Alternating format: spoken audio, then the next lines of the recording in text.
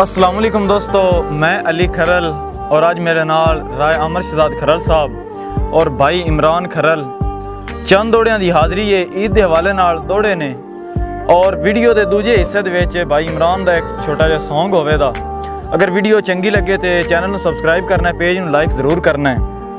राजी शेर के परदेस नू तख्त ताऊस बनाए साडी तरफों ईद मुबारक।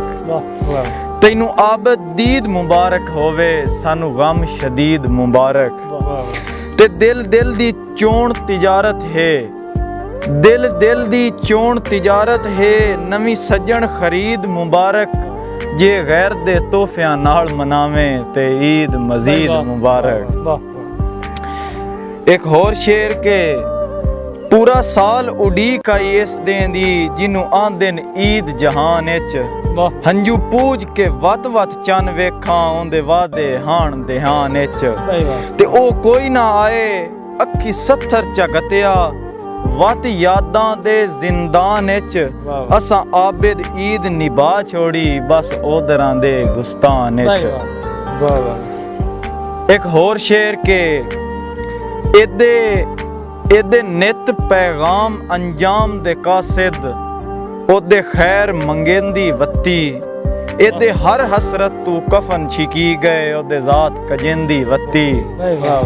एदे बेवा अख दे अथरू सुक गए ओदे अख पर नेंदी वत्ती। एदे संगत दे आबिद चेहलम हो गए ओदे ईद मनेंदी वत्ती। आज शेर के सयाद असीर तू तनजिया पुछया तेरी रोंदियां उमर तबाह हो गई। हर साल यू ईद बहारां दी तेरी विच जिंदान कज़ा हो गई। ते सुन लफज बहार सयाद कोलों पंछी ते शीत रवा हो गई। डिठा फड़क के आबिद पिंजरे विच डठा कोई ना जान कज़ा हो गई। एक होर शेर के सने सिसकियां कंबदियां होठां दी फरियाद नुमा ताकी दई। तेरे टुर गया मेरियां खुशियां नू लिया सदमियां सज्जन खरीदई।